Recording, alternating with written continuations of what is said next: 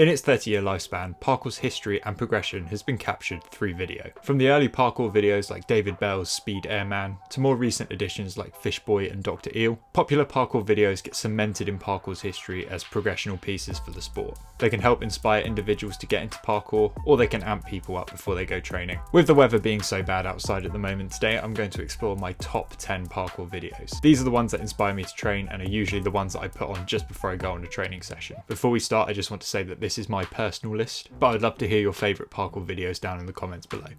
So number 1 is Professor Longhair Big Chief by Ampisound. Professor Longhair Big Chief was released on the Ampisound YouTube channel back in 2010, and it features well-known freerunners Kai Willis and Phil Doyle. So the video was shot over a period of 2 weeks in Cambridge back in June 2010, with the guys only getting about 10 to 20 seconds of footage per day. This is also one of the earliest parkour videos to go viral. According to the Ampisound website, the video slowly climbed in views until settling at around 125,000 for a couple of weeks, and then Ashton Kutcher of Punk'd fame tweeted it, and the views then skyrocketed. To me, I love the raw style of Professor Longhair Big Chief. It has two incredibly powerful athletes doing not just the big parkour moves, but some incredibly technical movements as well. And of course, the end of the video adds that loom of curiosity as to how Phil Doyle actually got down from the side of the building.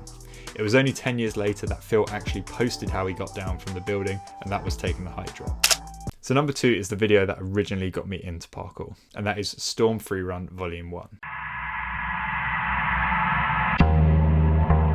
I don't think any parkour video list is complete without this entry. This is another entry from 2010, and it's one of the most iconic parkour videos ever.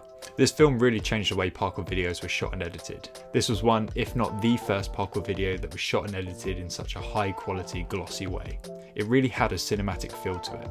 It also inspired so many other individuals and teams to create their own version of Storm Freerun Volume 1. In the early to mid 2010s, it wasn't uncommon to see this high quality, glossy styled parkour video from smaller teams trying to establish themselves. The reason this video is on my list is because it's the first parkour video I ever watched. Back in May 2012, this video popped up on my YouTube recommended feed, and once I saw it, I knew instantly that I just wanted to practice parkour. I still watch this video a couple times a year, and it really inspires me to keep training and progressing. So number 3 on this list is Nate Weston's Try Less. This video was Nate Weston's first project after he broke his ankle back in February 2022. Nate and his filmmaker worked on the project for over 6 months. Not only is the movement in this video amazing, but it also has a brilliant narrative and story structure to it as well. This video really summarises as well some of the issues that parkour practitioners have when they get an injury. When I broke my ankle back in 2017, I was convinced that that was it for me. I didn't think I was going to be able to do parkour again. And the doctor told me that the breaks that I had were so bad that they didn't think doing parkour was going to be a possibility. And that's why I think Nate Weston's Try Less resonates with me so well. Coming back from injury and still committing to these moves and tricks, breaking down the fear and working on this bigger project, I think sets an incredibly inspiring example to a lot of practitioners out there. There's also a brilliant, wholesome part in the video where Nate calls his partner after he's done a challenge, and you can see how much emotion and how much he cares about this project that he's putting out there. On top of all that, the movement is just brilliant, and Nate continues to be one of the greats of the sport.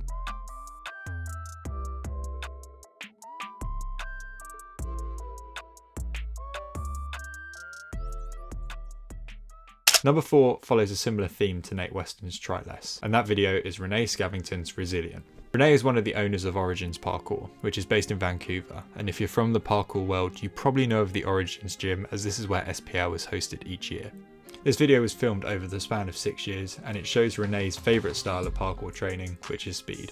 Similar to Try Less, this video has a mix of action and narrative. Renee explains the process behind the video and the injuries that he's dealt with. At the start of the video, Renee explains how he was coming back from an Achilles tear and how the video project was about him coming back from that. This was then also followed by another injury in the summer of 2020. He explains how a lot of the lines in the video were ambitious for him to do, and he really shows the process on how he gets those movements and breaks them all down. This video is also accompanied by a separate behind the scenes video where Renee breaks down the process and show how sometimes movements can take months or even years to work towards. Both videos are linked in the description if you want to check them out. So number 5 is Daniel Ilabaka's 2007 showreel. So Daniel Ilabaka has always been one of the greatest the sport has ever seen. The video came out about 15 years ago, and the level that Danny was at back then is still incredibly difficult to comprehend. Danny was on another level, doing a bunch of world's firsts whilst also being an incredibly genuine and humble being. He would travel the world with his brother Chris, who runs the parkour clothing brand Breach, and would document the training and culture in a number of different countries across the world. Chris would film a ton of Danny's movement, capturing a bunch of the world's firsts on camera. The motivation to train, capture and share with the world made them an absolute powerhouse duo during such an early time in the sport.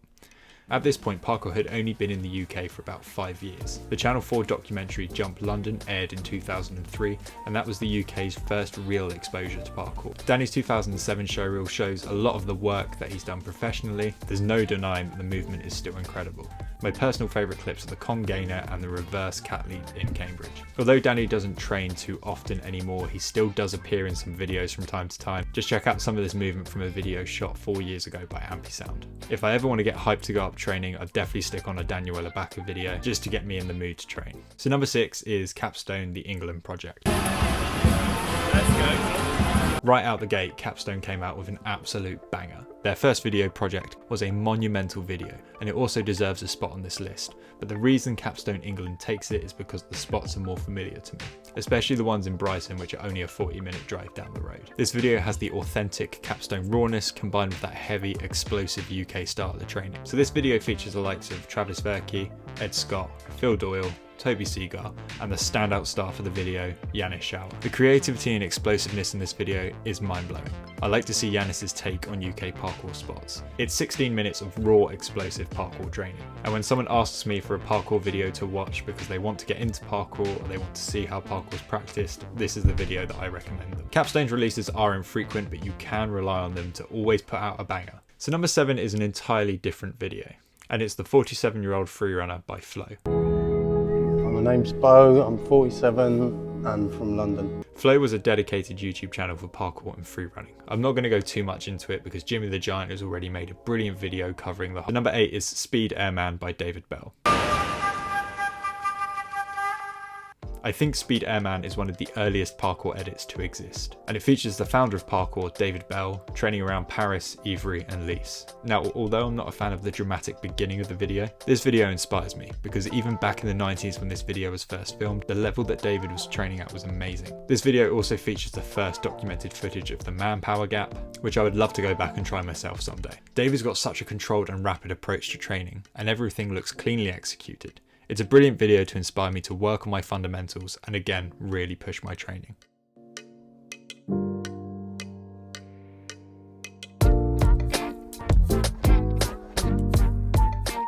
Number 9 is Live in Your World, Play in Ours by Team Gestion. This video came out in 2013, and you can tell it takes heavy inspiration from Storm Freerun. This is because of the glitch mob styled soundtrack and the athlete intros. This video is how you make a statement and announce that you're a parkour team. This video encapsulates a very important time in my training. Back in 2013/2014, all I was doing was watching parkour videos on YouTube.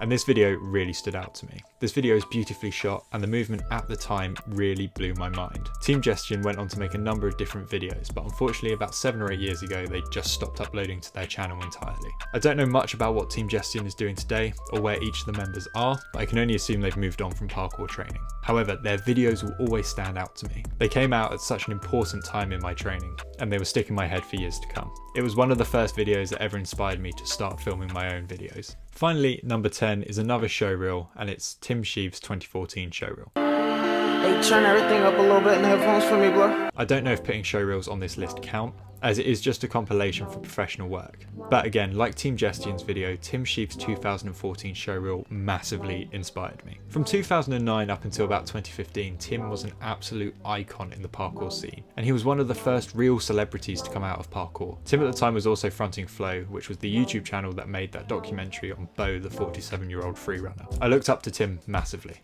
I found his movement, passion and views on parkour to be inspiring. His projects with Flow, like the Flow Goes series or Flow Asks, or the Flow Show, really helped open my eyes more to the world of parkour. Tim's 2014 video inspired me massively at the time.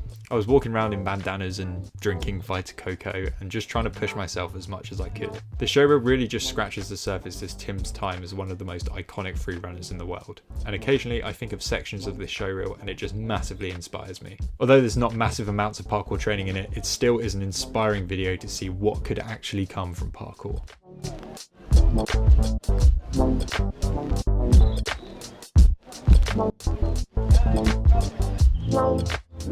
So that was my top 10 parkour videos. Like I said in the beginning, this list is my personal opinion, and if you have a favourite parkour video, please leave it down below because I may not have seen it. I'm really experimenting with this new content at the moment. It seems to be getting some good feedback. If you did enjoy the video, make sure you leave it a like and subscribe to the channel. You can also join the channel for as little as 99p a month if you want to support what I do. If you did enjoy the video, YouTube thinks that this video here is the one that you want to watch next. Take care guys, and see you in the next one.